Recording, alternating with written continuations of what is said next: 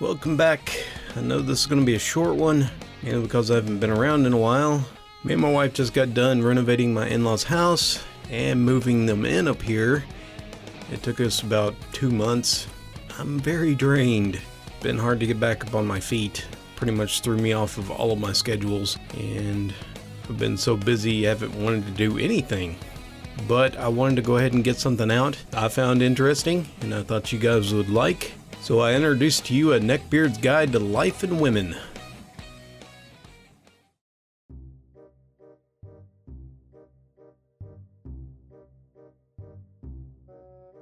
Hello brothers! When I was 16, I knew a few guys that could have been classified as neckbeards, yet I don't have enough experience to put it in a story. So I will do something different. YouTube is full of life coaches, full of pickup artists, dating gurus, and all kinds of wacky theories. And going through all the experiences with neckbeards, I'm going to try to get inside their heads and what advice neckbeards would give when it comes to life and women. A lot of this is satire. What I think neckbeards would think, not what I think. So kids, gather up. This is a Neckbeard's Guide to Life and Women. First thing, life is like an RPG. We do end up doing various roles. So like every RPG, we need to create a character based on the class or talents that you are given or come across. If you want to be successful with people, and especially women, you have to have a clear character and level it up as much as possible. My friends, stereotypes are there for a reason. They were made through the wisdom gathered by generations before us. So, there are two classes of guys.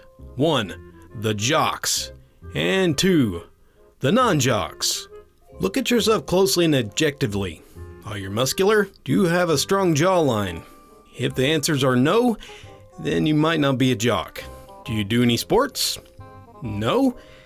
You are by far not a jock, nor a Chad, like kids these days like to say. Now stand up straight and look down. Can you see your ding-dong? Can you see your feet? If no, you're not a jock. You're just a chubby guy. Since you are not a jock, that by default makes you opposite of a dumb jock. That's right, you may not have the brawn, but you have the brains. There's no one who is both or neither. So, now that we have the choice, here's the subclass. The nerd and the intellectual. Unlike the previous test, this is all up to you on how hard you're willing to work to level up and present yourself. Now kids, don't make the mistake of becoming a nerd, aka a shy, awkward kid who doesn't interact with people and who is disrespected universally. Be an intellect. Now how do you level up to be an intellect? I'm glad you asked. You don't need to read a lot of books. You just need to know of them.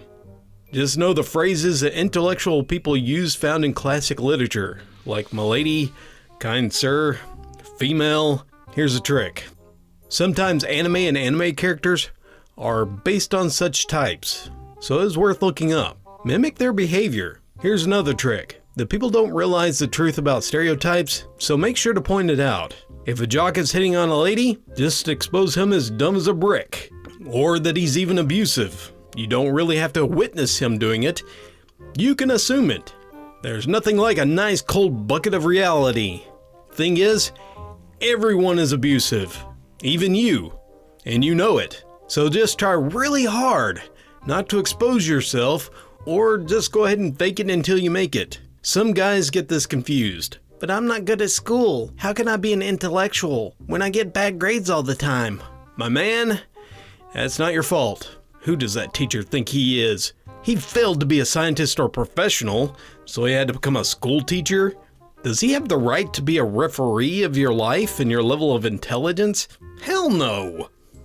Like a lot of geniuses from the past, you are too smart for school. Repeat after me. I am too smart for school. Now let's go on to how to get women. All the dating advice that you see on the internet is given by abusive chads. Basically 8 men who don't know how to treat a lady. This here is the real stuff, so be grateful to me for sharing these neckbeard pickup secrets. If someone finds me falling out of a 9th floor drunk, know that it wasn't an accident. It was a hit by the International Neckbeard clan for releasing this classified information. Okay, here's rule number 1.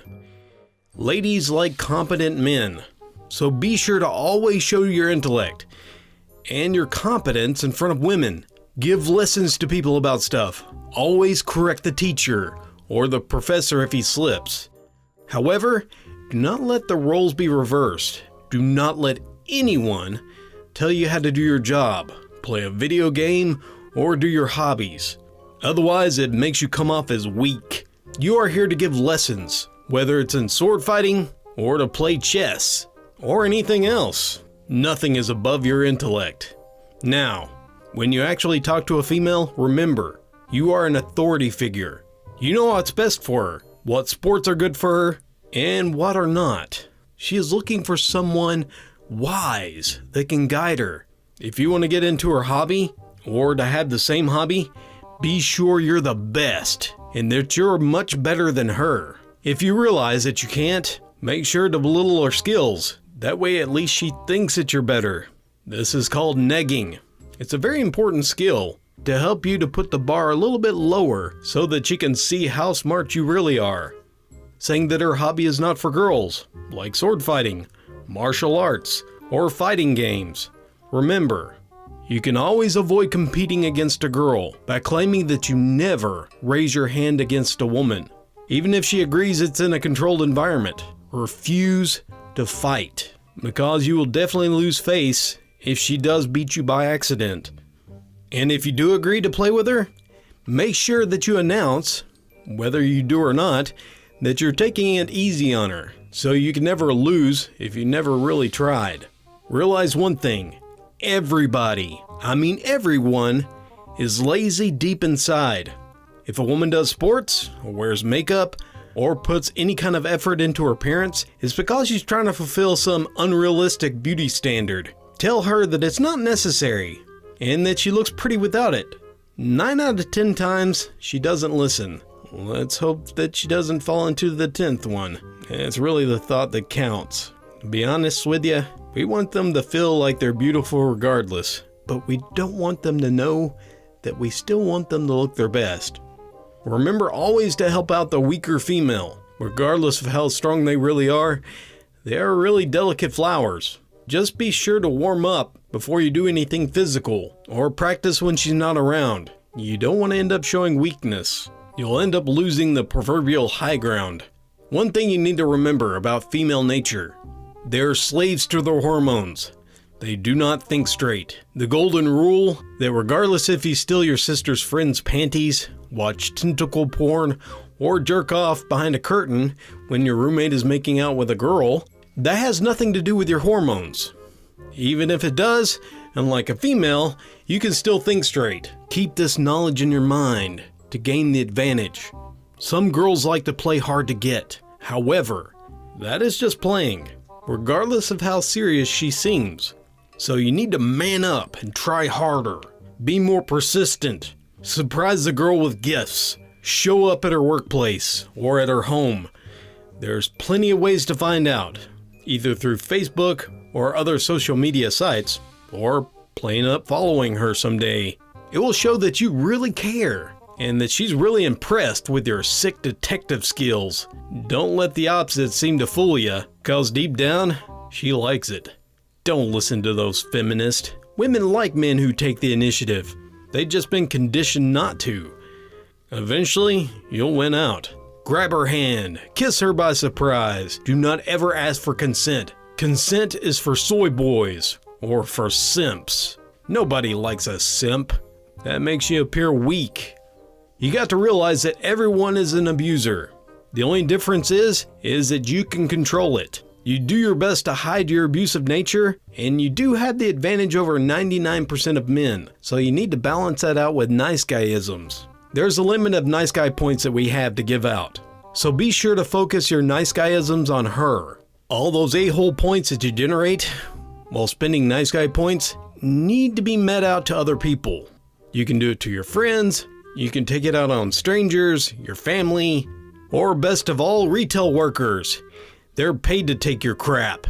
It doesn't matter, as long as you are nice to her, she won't mind or notice you being an a-hole to others. And if she does, she's just pointing out how impressed she is by your ability to control your primal instincts. Sometimes there are situations where you're not a high enough level to get a girl that you want. There's a way around this. Try younger girls. They are less experienced, and they can be seduced easier. They have not been properly inundated by chads. In this case, your competitions are usually guys her own age, which are basically kids. You're older. You have more life experience. Therefore, by default, you are more alpha. So go for it. If you use these tips in life, you'll probably fail miserably. But don't worry, guy. You're on top. Don't let anyone prove you wrong, because you're a real intellectual, and you know what's better for everyone. Well, I think that covers everything so far. Hope you guys learned something, and unleash your inner alpha, and finally lose your virginity with style. And if you don't, that's because you're vintage, buddy. Wine becomes better with age, and you, buddy, you've got this.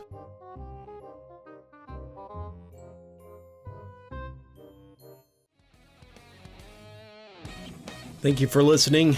I want to give a special thanks to Gen Xer. He did a really good job on this. I know this is kind of a short one, but I have to kind of go into this gradually.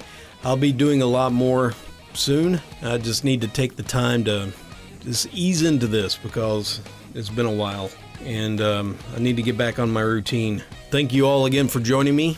I want to give a special thanks to my patrons, and thank you for being so patient with me. I will get back into this, and I'll see you guys again shortly. Thank you again, and until next time, this is Dallas, signing off.